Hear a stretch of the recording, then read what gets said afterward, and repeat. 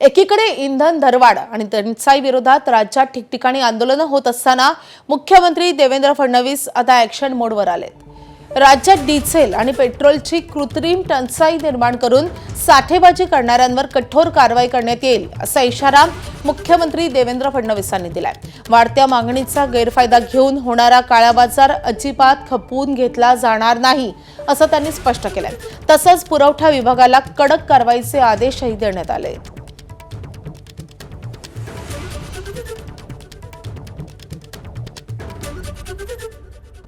Normal ही जी वाढलेली त्या ठिकाणी खपत आहे ती कमर्शियलकडे वळवली जाते आहे का याची पडताळणी करणं गरजेचं आहे।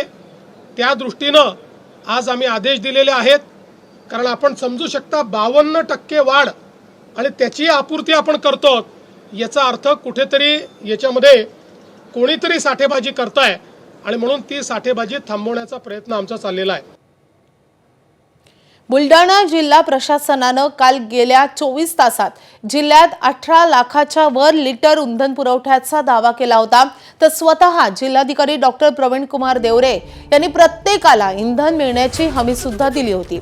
मात्र ग्राउंड रियालिटी अजूनही वेगळी आहे। एबीपी माझानं 10 पेट्रोल पंपांवर भेट देऊन इंधन टंचाईचा रियालिटी चेक केला असता अनेक पेट्रोल पंपांवर इंधनच उपलब्ध नव्हतं, तर काही पेट्रोल पंपांवर इंधन उपलब्ध असूनही पेट्रोल पंप चालकांकडून देण्यास टाळाटाळ करण्यात येत होती। जिल्ह्यात इंधन टंचाईचा फटका सर्वात जास्त संग्रामपूर आणि चिखली तालुक्याला बसला असून अद्यापही या परिसरात डिझेल अभावी शेतकऱ्यांची मशागतीची कामं खोळंबली आहेत आणि त्यामुळे प्रशासन फक्त दाव्यावर दावा करतंय। मात्र इंधन टंचाईची समस्या जिल्ह्यात अजूनही तशीच्या तशीच असल्याचं एबीपी माझाच्या या रियालिटी चेकमध्ये समोर आलंय। बुलढाणा जिल्ह्यात गेल्या 2 आठवड्यांपासून अभूतपूर्व अशी इंधन टंचाई निर्माण झाली आणि त्यामुळे शेतकऱ्यांची काहीशी मशागतीची कामे खोळंबली आहे, कारण ट्रॅक्टरला डिझेल मिळत नाही। काल परवा प्रशासनाने दावा केला आहे की बुलढाणा जिल्ह्यात जवळपास 18,50,000 लिटर इंधन हे पुरवण्यात आलेलं आहे। मात्र ग्राउंड रियालिटी काही वेगळी आहे। आपण जर का बघितलं तर मी आता सध्या बुलढाणा जिल्ह्यातील संग्रामपूर तालुक्यातील या पेट्रोल पंपावर आहे। मात्र या पेट्रोल पंपावर डिझेलही उपलब्ध नाही आणि पेट्रोलही उपलब्ध नाही, त्यामुळे या ठिकाणी कुठल्याही वाहनांच्या रांगा नाही। सकाळपासून आम्ही जवळपास 10 पेट्रोल पंपाचा रियालिटी चेक केला, मात्र अनेक ठिकाणी स्टॉक असूनही पेट्रोल पंप चालकांकडून पेट्रोल किंवा डिझेल देण्याची टाळाटाळ करण्यात येत आहे। सर्वात जास्त बुलढाणा जिल्ह्यात जर इंधनाची टंचाई असेल तर ती चिखली तालुका असू देत, मेहकर तालुका असू देत, देऊळगाव राजा तालुका असू देत आणि संग्रामपूर तालुका। खरं तर या तालुक्यांमध्ये अनेक पेट्रोल पंपावर पेट्रोल किंवा डिझेल हे उपलब्धच नाही आहे आणि ज्या पेट्रोल पंपावर इंधन उपलब्ध आहे त्या पेट्रोल पंपावर मात्र पेट्रोल पंप चालक हे सरळ वाहन चालकाला पेट्रोल उपलब्ध नाही असं सांगतात। मात्र त्यांच्याकडे स्टॉक असूनही अनेक ठिकाणी पेट्रोल किंवा डिझेल हे देण्यास टाळाटाळ करण्यात येत आहे। वाहनधारकांचीही तशी ओरड आहे। मात्र प्रशासनाचा जो दावा आहे की 18 लाख लिटर इंधन हे बुलढाणा जिल्ह्यात आणण्यात आलेलं आहे, वितरित करण्यात आलेलं आहे, मात्र ग्राउंडवर अद्यापही त्याचं वितरण होताना काही दिसत नाही आहे। सर्वात बिकट परिस्थिती ही संग्रामपूर आणि चिखली तालुक्यातील आहे। अनेक पेट्रोल पंपांवर इंधनाचा साठा असूनही पेट्रोल पंप चालकांकडून मात्र तो देण्यास टाळाटाळ करण्यात असल्याची ओरडही आता शेतकरी करत आहेत। तर मी इथं पेट्रोल घेण्याकरिता आलो, पण इथं स्टॉक आहे की माहीत नाही सर, पण मला अर्जंट काम आहे सर मला जाण्याकरिता, पण मला पेट्रोल ते सध्या देत नाहीत। आताचं टँकर आहे आणि ते म्हणतात 10 वाजताच्या नंतर आम्ही देणार। काय कारण असेल, का देत नाहीत ते सर माहिती नाही, परंतु आम्हाला सर अर्जंट काम असते म्हणून पेट्रोल तर कोणी सहसा कोणी भरून घेत नाही सर। टँकर आलेला आहे सर आणि सर स्टॉक असून सुद्धा ते देत नाहीत। दरम्यान जिल्हाधिकारी डॉक्टर प्रवीण कुमार देवरे यांनी इंधनाच्या पुरवठ्यावर नेमकं काय म्हटलं होतं तेही पाहूयात। पेट्रोल पंप आहेत त्या ठिकाणी तहसील कार्यालयाचे कर्मचारी, पोलीस विभागाचे जे बंदोबस्तासाठी कर्मचारी दिलेले आहेत आणि त्यांना सांगितले की शेतकरी बांधवांना प्राधान्याने पेट्रोल आणि डिझेल उपलब्ध होईल याची काळजी घ्यायची आहे। माझी सर्व शेतकरी बांधवांना अशी विनंती राहील की आम्ही डिझेल आणि पेट्रोलच्या पुरवठ्यावर पूर्णपणे लक्ष ठेवून आहोत। कंपन्यांशी आमचं बोलणं चालू आहे। ज्या ज्या ठिकाणी पेट्रोल आणि डिझेल कमी होईल त्या ठिकाणी आमचे अधिकारी आम्हाला लगेच सांगतात की या ठिकाणी थोडा इश्यू आहे, डिझेल आणि पेट्रोल मिळेल याची पूर्ण आम्ही हमी घेत आहोत। फक्त त्या ठिकाणी आपल्याला सहकार्य करायचं आहे। तिकडे हिंगोली जिल्ह्यात गेल्या काही दिवसांपासून सुरू असलेल्या डिझेल टंचाईचे गंभीर परिणाम आता आरोग्य व्यवस्थेवरही दिसू लागलेत. डिझेलच्या अभावी सरकारी अँब्युलन्स बंद पडल्यामुळे एका गरोदर महिलेला वेळेत उपचारासाठी हलवण्यात मोठा अडथळा निर्माण झाला. अखेर नातेवाईकांनी खासगी रुग्णवाहिका भाड्यानं करून महिलेला हिंगोलीच्या शासकीय वैद्यकीय महाविद्यालयात दाखल केलं. या प्रकारामुळे जिल्ह्यातील आरोग्य यंत्रणेचा भोंगळ कारभार पुन्हा एकदा समोर आलाय. नालेगाव येथील रहिवासी असलेल्या मनीषा इंगळे या गरोदर महिलेला अचानकपणे पोटात तीव्र वेदना सुरू झाल्यानं तिला जवळा बाजार येथील प्राथमिक आरोग्य केंद्रात दाखल करण्यात आलं होतं. मात्र तिची प्रकृती गंभीर असल्यानं डॉक्टरांनी पुढील उपचारासाठी हिंगोलीच्या शासकीय वैद्यकीय महाविद्यालयात हलवण्याचा सल्ला दिला. दरम्यान 108 आणि 102 या आपत्कालीन रुग्णवाहिका सेवांनाही संपर्क साधण्यात आला. मात्र तिथूनही कोणताही प्रतिसाद मिळाला नसल्याचा आरोप नातेवाईकांनी केलाय. अखेर हतबल झालेल्या कुटुंबियांनी खासगी रुग्णवाहिका बोलावून पैसे मोजत संबंधित महिलेला हिंगोलीच्या शासकीय वैद्यकीय महाविद्यालयामध्ये दाखल केलं. सध्या या महिलेवर उपचार सुरू आहेत. 7व्या महिन्यामध्ये आता इथं डिलेव्हरीला आणलंय. तिच्या पोटामध्ये पाणी झालंय 40 लिटर. तुम्ही काय करा, परभणीला घेऊन जा आमच्या इथे म्हणू लागले. तर मग आम्ही आलो होतो हिंगोलीला, तर ती गाडीच भेटणं झाली. तिथं 1.5 घंटा आम्ही तिथं 3 वाजल्यापासून बसलो तरी बी गाडी आणीच न झाली. तर मग आम्ही काय केलं, प्रायव्हेट गाडी केली. प्रायव्हेट गाडीमध्ये माझ्या मुलीला आणलं मी. तिथं अँब्युलन्स लावलेली होती, कारण त्या म्हणल्या डिझेल नाही अँब्युलन्समध्ये. अँब्युलन्स आहे पण त्याच्यामध्ये डिझेल नाही. तिथं ड्रायव्हर सुद्धा नव्हता. डॉक्टर म्हणले हिंगोलीला न्या, हिंगोलीला ट्रीटमेंट चांगली करतात. मग आम्ही इथं घेऊन यायलो. तर जवळा बाजारमध्ये गेलो तर त्या म्हणतात आता गाडी येते मग येते, आणि पुन्हा त्यांना गाडी तिथंच होती. बरं, मी म्हणलं गाडी तुमची इथंच आहे, तर तुम्ही म्हणलं गाडी घेऊन या. तर ते म्हणले त्याच्यामध्ये डिझेलच नाही, आणि आता तुम्ही तुमची प्राईट करा आणि न्या. तुम्ही दुसऱ्याच गाडीला फोन लावायले, ते नंबर पुन्हा आमच्याच पशी चाललाय, अशा काय करायले. आता आमच्या पशी जे नंबर दिले आम्ही त्यांना कॉल केला ना, 102 लाख पण केला. तर ते पण म्हणायचं अर्ध्या घंट्याने तो घंट्याने तो. मग आम्ही आमची स्वतः गाडी करून आणलं, कारण आमच्या लेकराची आम्हाला परिस्थिती बघाच वाटतं ना. वळूयात पुढच्या महत्त्वाच्या बातमीकडे. प्राजक्त तनपुरे भाजपात प्रवेश करणार अशी सूत्रांची माहिती आहे. 30 मे रोजी प्राजक्त तनपुरे कमळ हाती घेणार असल्याची सूत्रांची माहिती आहे. प्राजक्त तनपुरेंना अहिल्यानगर विधान परिषदेची उमेदवारी जाहीर होणार अशी देखील सूत्रांच्या हवाल्यानं समजतंय. राहुरी पोटनिवडणुकीच्या वेळी अक्षय कर्डिलेंच्या उमेदवारीवेळी तनपुरेंनी माघार घेतलेली होती. प्राजक्त तनपुरे हे राष्ट्रवादीच्या शरदचंद्र पवार पक्षाचे ज्येष्ठ नेते जयंत पाटील यांचे भाचे आहेत. दरम्यान अहिल्यानगर स्थानिक स्वराज्य संस्थेच्या विधान परिषदेच्या उमेदवारीसाठी भाजपचे देवळाली प्रवराचे नगराध्यक्ष सत्यजित कदम हे इच्छुक आहेत. आमचा पक्ष निष्ठावंत कार्यकर्त्याला नक्कीच संधी देईल अशी प्रतिक्रिया त्यांनी व्यक्त केली आहे. तर सत्यजित कदम हे भाजपचे माजी आमदार चंद्रशेखर कदम यांचे चिरंजीव आहेत. 2014ला मी पार्टीकडे इच्छा व्यक्त केली होती की मलाही लढायचंय. पार्टीने त्यावेळेस सांगितलं होतं आपण या वेळेला नाही, यावेळेला कर्डिले साहेबांना उमेदवारी देणार आहोत. आपण 2019ला विचार करू. त्याप्रमाणे मी कामही करत होतो. 2019लाही मला पार्टीने थांबवलं. परंतु आता विधान परिषदेची निवडणूक लागलेली आहे आणि त्या निवडणुकीसाठी जे काही भारतीय जनता पार्टीकडून इच्छुक उमेदवार आहेत त्यामध्ये मीही स्वतः इच्छुक आहे. जर पार्टी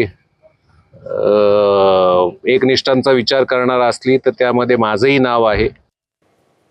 तर प्राजक्त तनपुरेंच्या भाजपच्या प्रवेशावर विधान परिषदेचे सभापती आणि भाजपचे नेते राम शिंदे यांनी काय म्हटलंय तेही पाहूयात. की या क्षणापर्यंत तरी भारतीय जनता पार्टीचे ते उमेदवार असतील का नसतील या संदर्भामध्ये कुठली अधिकृतरित्या चर्चा झालेली नाही. आणि ते भारतीय जनता पार्टीचे सदस्यच नाहीयेत किंवा भारतीय जनता पार्टीकडे त्यांची मागणीच नाहीये. तर त्यामुळं या क्षणापर्यंत तरी प्राजक्त तनपुरे आणि भारतीय जनता पार्टीचा कुठलाही संबंध नाही. पण माननीय मुख्यमंत्री महोदयांनी त्यांना जे राहुरी पोटनिवडणुकीमध्ये सांगितलं आणि प्राजक्त तनपुरेंनी ऐकलं हे त्रिकालाबाधी सत्य आहे. आताच निवडणूक झालेली आहे. त्यामुळं आता त्यांच्या दोघांमध्ये किंवा वरिष्ठामध्ये काय निर्णय झालेत ते कदाचित आपल्याला योग्य वेळी कळतील. एकीकडे महायुतीमध्ये जागा वाटपाचा तिढा सुटत नसल्याचं चित्र आहे, तर दुसरीकडे महाविकास आघाडीमध्ये विधान परिषद निवडणुकीसाठी रणनीती फायनल करण्यात आली आहे. महाविकास आघाडीकडून विधान परिषद जागा वाटपासंदर्भात आज बैठक आयोजित करण्यात आली आहे. 17 जागांपैकी महाविकास आघाडीतील 3 पक्ष कुठल्या जागा लढणार या संदर्भात आजच्या बैठकीत चर्चा होईल. आज दुपारी 2 वाजता टिळक भवन येथे महाविकास आघाडीतील महत्त्वाच्या नेत्यांची बैठक होणार आहे. शरद पवारांच्या राष्ट्रवादीचे प्रदेशाध्यक्ष शशिकांत शिंदे, काँग्रेसचे प्रदेशाध्यक्ष हर्षवर्धन सपकाळ आणि ठाकरेंच्या शिवसेनेचे आमदार अंबादास दानवे या बैठकीला उपस्थित राहतील. आता कर्नाटकातून मोठी बातमी आहे. कर्नाटकात DK शिवकुमार हे मुख्यमंत्री होणार का अशा चर्चा शिगेला पोहोचल्यात. सिद्धरामय्यांना पदत्याग करण्याचा पक्षश्रेष्ठींना सल्ला दिल्याचं समजतंय. सिद्धरामय्या आणि शिवकुमारांसोबत पक्षश्रेष्ठींनी तब्बल 7 तास चर्चा केलेली आहे. सिद्धरामय्या उद्या सकाळपर्यंत राजीनामा देण्याची शक्यता आहे. सिद्धरामय्यांना राज्यसभेवर घेण्याचा काँग्रेसचा प्रस्ताव आहे. सिद्धरामय्यांनी उद्या निकटवर्तीयांची महत्त्वाची बैठक बोलावलेली आहे. सिद्धरामय्या कालच दिल्लीहून बंगळुरूत दाखल झालेत. शिवकुमार आज दुपारी 12:30 पर्यंत कर्नाटकात परततील. सिद्धरामय्या आजच बंगळुरूमध्ये पत्रकार परिषद घेण्याचीही शक्यता वर्तवली जाते. त्यामुळे कर्नाटक काँग्रेसमध्ये मोठ्या घडामोडी घडतायत. DK शिवकुमार हे मुख्यमंत्री होण्याची शक्यता आता वर्तवली जाते. राहुल गांधी आणि मल्लिकार्जुन खरगे यांच्याशिवाय KC वेणुगोपाल, रणदीप सुरजेवाला हे नेते या बैठकीला उपस्थित होते. सूत्रांनी दिलेली ही माहिती असून काँग्रेसनं नेतृत्व बदलाची शक्यता जाहीरपणे फेटाळली आहे. राज्यसभा आणि विधान परिषदांच्या निवडणुकांसाठी बैठका होत्या असं स्पष्टीकरण काँग्रेसनं दिलं आहे. आता पश्चिम बंगालमधून मोठी बातमी आहे. तृणमूल काँग्रेसच्या आमदारांना भाजपचे वेध लागलेत का अशी शक्यता वर्तवली जाते. कारण मुख्यमंत्री शुभेंदू अधिकारींच्या बैठकीस 6 तृणमूलच्या आमदारांनी हजेरी लावलेली आहे. तृणमूलचे खासदार काकोली घोष यांनीही या बैठकीला हजेरी लावलेली होती. काकोली घोष हे तृणमूलचे 4 वेळा विजयी झालेले खासदार आहेत. पक्षाचा आदेश झुगारून आमदार आणि खासदारांनी या बैठकीला उपस्थिती लावली आहे. बैठक प्रशासकीय होती, पण तृणमूल आमदारांच्या या हजेरीनं भुवया उंचावलेल्या आहेत. बातमी आहे धाराशिवमधून. धाराशिव जिल्ह्यात महामार्गावर चालत्या वाहनातून चोऱ्या करणाऱ्या टोळ्या सक्रिय झाल्यात. 2 दिवसांपूर्वी धुळे सोलापूर महामार्गावर चालत्या गाडीतून शेळ्या चोरीची घटना समोर आली होती. आता लातूर पुणे महामार्गावर चालत्या टेम्पोतून तेल चोरी झालं आहे. जिल्ह्यात सातत्यानं चोरीच्या घटना घडत असून पोलिसांचं या सगळ्यांकडे दुर्लक्ष होत असल्याचा आरोप वाहन मालकांनी केलाय. खराब रस्ता, वाहनांची गती कमी झाल्याचा फायदा घेत चोर वाहनांवर चढतात आणि वस्तूंची चोरी करतात. लातूरहून साताऱ्याकडे तेल घेऊन जात असलेल्या टेम्पोत येडशी जवळ चोरी झाली आहे. जवळपास 50 तेलाचे बॉक्स चोरीला गेलेत. पोलिसांनी तत्काळ चोरीचा छडा लावून माल परत करावा अशी मागणी वाहन चालक आणि मालकांकडून करण्यात आली आहे. सांगलीच्या पलूस येथील माहेर असलेल्या आरती जाधव या 33 वर्ष विवाहितेचा तामिळनाडूमधल्या नागापट्टणम येथे संशयास्पद मृत्यू झालाय. संबंधित विवाहितेच्या मृत्यू प्रकरणी पलूस पोलीस ठाण्यात 6 जणांच्या विरोधात गुन्हा दाखल झालाय. पती प्रशांत जाधव, सासू, नणंद आणि मामा यांच्यासह 6 जणांनी मिळून छळ करत आरतीचा जीव घेतल्याचा थेट आरोप तिच्या भावानं केलाय. या प्रकरणातील दोषींवर तातडीनं कडक कायदेशीर कारवाई करण्यात यावी अशी मागणी आरतीच्या कुटुंबियांनी केली असून पलूस परिसरातून या घटनेवर आता तीव्र संताप व्यक्त होत आहे. दरम्यान 4 दिवस उलटून गेले तरी मृत महिलेवर अंत्यसंस्कार न झाल्यानं हे प्रकरण अधिकच गंभीर बनत चाललंय. आरतीचा विवाह 2011 मध्ये नागापट्टणम येथील सुवर्ण व्यावसायिक प्रशांत आनंदराव जाधव यांच्याशी झाला होता. त्यांना 2 मुली आहेत.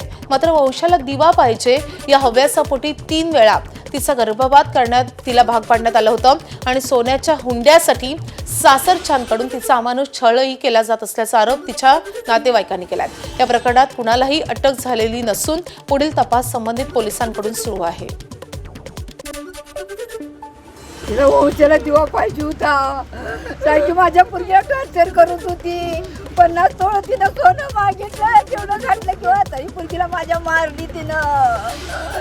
तिला पोरग पाहिजे होता, नातू पाहिजे होता. मस्त देवासारख्या 2 मुली होत्या तरी पुरगीला माझ्या मारलं. पोरग पाहिजे म्हणून न्याय दिला पाहिजे. मला माझ्या पुरगीला न्याय मिळाला पाहिजे. बीडच्या परळी शहरात एका हॉटेलमध्ये थरारक प्रसंग घडलाय. परळीतील शिवसेना शिंदे गटाचे नेते शिवाजी शिंदे हे आपल्या हॉटेलमध्ये थांबलेले असताना त्या ठिकाणी आलेल्या एका युवकानं हातात कोयता घेत त्यांच्यावर हल्ला चढवलाय. या घटनेत शिंदे गंभीर जखमी झालेत. हॉटेलमधील इतर लोकांनी या युवकाला पकडून ठेवल्यानं शिंदे यांचा जीव वाचलाय. दरम्यान हा सगळा थरार सीसीटीव्ही कॅमेऱ्यात कैद झालाय. त्यांच्यावर अंबाजोगाई येथील शासकीय रुग्णालयात उपचार सुरू आहेत. या हल्ल्याचं कारण मात्र समजू शकलेलं नाही. नीट पेपर फुटीनंतर कोचिंग क्लासेसवर सर्व स्तरातून टीका होतीये. त्या विरोधात महाराष्ट्र क्लास ओनर्स असोसिएशन आज आझाद मैदानावर आंदोलन करणार आहेत. 1-2 कोचिंग क्लासेसमुळे संपूर्ण कोचिंग क्लासेस व्यवसायाची बदनामी होत असल्याचं महाराष्ट्र क्लास ओनर्स असोसिएशनचं म्हणणं आहे. जे शिक्षक एखाद्या कॉलेज आणि शाळांमध्ये शिकवतात त्यांना कोचिंग क्लासेसमध्ये शिकवण्यास परवानगी मिळू नये असं या कोचिंग क्लासेस संघटनांचं म्हणणं आहे. या कोचिंग क्लासेस संघटनेच्या पदाधिकाऱ्यांशी चर्चा केली आहे. आमच्या प्रतिनिधींनी आपण पाहूयात. कोचिंग क्लासेसच्या ज्या संघटना आहेत त्या एकत्र येऊन आझाद मैदानावर आंदोलन करत आहेत. त्यांचं म्हणणं आहे की या सगळ्यामुळे कोचिंग क्लासेस व्यवसायाची बदनामी होत आहे आणि त्यामुळे काही कडक नियम हे आखले गेले पाहिजे. आणि या सगळ्या संदर्भात बोलण्यासाठी आपल्यासोबत महाराष्ट्र क्लास ओनर्स असोसिएशनचे सगळे पदाधिकारी आहेत, हे शिक्षक आहेत, त्यांच्या ट्युशन्स आहेत. तुम्ही आंदोलन करताय आझाद मैदानात, काय नेमक्या मागण्या? मी जसं सांगितलं की बदनामी होतीये या सगळ्या प्रकरणामध्ये. त्यांना जर का ते 1-2 क्लासवर दोषी दिसत असतील तर त्यांच्यावर 100% कडक कारवाई व्हायला पाहिजे आणि त्या कडक कारवाईला आमचा 100% सपोर्ट असेल. अशा चुकीच्या गोष्टींना आम्ही कधीच सपोर्ट करणार नाही. त्यामुळे त्यांच्यावर कडक कारवाई व्हावी, पण त्यांच्यामुळे संपूर्ण इंडस्ट्रीला बदनाम केलं जाऊ नये हीच आमची गव्हर्नमेंटकडे, सरकारकडे उद्याची मागणी आहे. इंटिग्रेशनमुळे काय होतं आहे, कॉलेजमध्ये शिकवणारा शिक्षकच क्लासेसमध्ये शिकवतो आहे आणि त्यामुळे पेपर फुटी होण्याचे चान्सेस वाढतात आहे. तर ते ऑफिशियली अलाउड नाही आहे. कॉलेजमध्ये आणि शाळेमध्ये शिकवणारे शिक्षक आहेत त्यांना क्लासेसमध्ये शिकवण्याचं अलाउड ऑफिशियली नाही आहे, पण ते होत आहे. त्याच्यावरती पण गव्हर्नमेंटने लक्ष दिलं पाहिजे आणि कडक कारवाई केली पाहिजे, हे पण आमचं मत आहे. याच्या अगोदर 2-4 वेळा आमची ही नियमावली गेली 20 वर्ष चालू आहे. त्या नियमावली संदर्भात आमच्या मंत्र्यांबरोबर भेटी पण झालेल्या आहेत. मागच्या वेळी जे लास्ट एज्युकेशन मिनिस्टर होते विनोद तावडेजी, त्यांच्याबरोबर आमची शेवटची मीटिंग झाली. त्यावेळेस आम्ही त्यांनाही म्हटलं तुम्ही रूल तयार करताना आम्हाला बरोबर घ्या. त्यांनी आम्हाला होकार दिला, पण त्याच्यानंतर मीटिंग झालेल्या. जी काही हे सगळं प्रकरण झालं त्यातला NTA ते जबाबदार धरतात आणि त्यासोबतच जे क्लासेस अगदी 1-2 क्लासेस आहेत जे खरं तर इंटिग्रेटेड किंवा कॉर्पोरेट क्लासेस म्हणतात, या सगळ्यावर सुद्धा जर विद्यार्थ्यांना न्याय मिळवायचा असेल तर या सगळ्यांवर कारवाई केली पाहिजे अशी सुद्धा त्यांची मागणी आहे. कॅमेरामॅन सचिन शिंदेसह मी वेदांत नाईक, ABP माझा, मुंबई. येत्या 1 जून पासून मध्य रेल्वेच्या विविध स्टेशनवरच्या स्टॉल्सवर मिळणारे खाद्यपदार्थ महाग होणार आहेत. संत्री, मोसंबी आणि सफरचंदाच्या ज्यूससारख्या पेयांच्या दरातही वाढ करण्यात आलेली नाही. नव्या दरानुसार वडापाव थेट 13 रुपयांवरून 20 रुपयांपर्यंत जाणार आहे, तर 12 रुपयांना मिळणारा समोसा आता 20 रुपयांना मिळेल. पश्चिम रेल्वेनं 2025 मध्ये स्थानकांवरील खाद्यपदार्थांच्या दरात बदल केला होता. त्याआधी 2021 मध्ये दरवाढ करण्यात आली होती. मात्र आता मध्य रेल्वेनेही नवीन दर लागू करण्याचा निर्णय घेतलाय. दरम्यान काही नवीन खाद्यपदार्थही स्टॉलवर उपलब्ध करून दिले जातील. पश्चिम बंगालमधील कोलकात्याच्या लेक टाउन परिसरात उभारण्यात आलेल्या लिओनेल मेसीच्या पुतळ्यावरून चिंतेचं वातावरण पसरलंय. येत्या 2 ते 3 दिवसांपासून जोरदार वाऱ्यामुळे पुतळा धोकादायकरित्या हलत असल्याची तक्रार रहिवाशांनी केली आहे आणि त्यामुळे परिसरातील नागरिकांमध्ये भीतीचं वातावरण पसरलंय. बांगलादेशात सध्या गोवर या संसर्गजन्य आजारानं भयानक रूप धारण केलंय. गेल्या काही दशकातील हा सर्वात प्राणघातक उद्रेक मानला जातोय. आतापर्यंत 500हून अधिक बालकांचा यामुळे मृत्यू झालाय. या आरोग्य संकटामुळे बांगलादेशातील आरोग्य यंत्रणा पूर्णपणे कोलमडली आहे. अनेक रुग्णालयांमध्ये गोवरसाठी स्वतंत्र वॉर्ड तयार करण्यात आले. देशभरात 62,000 पेक्षा जास्त मुलांना गोवर सदृश लक्षणांमुळे रुग्णालयात दाखल करण्यात आले. बांगलादेशातील राजकीय अस्थिरता आणि प्रशासकीय गोंधळामुळे नियमित लसीकरण मोहिमेत मोठा खंड पडलाय. अनेक मुलांना वेळेवर गोवर प्रतिबंधक लस न मिळाल्यामुळे हा संसर्ग वेगानं पसरलाय, असं युनिसेफ आणि जागतिक आरोग्य संघटनेनं म्हटलेलं आहे. वाराणसीमध्ये गंगा दशहरा निमित्त गंगा आरतीसाठी हजारो भाविकांचा जनसागर उसळला होता. गंगा आरतीनंतर 50,000हून अधिक भाविकांनी पवित्र गंगेत डुबकी मारली. हर हर गंगे आणि सीता माता की जय या घोषणांनी गंगेचं घाट दुमदुमून गेले होते.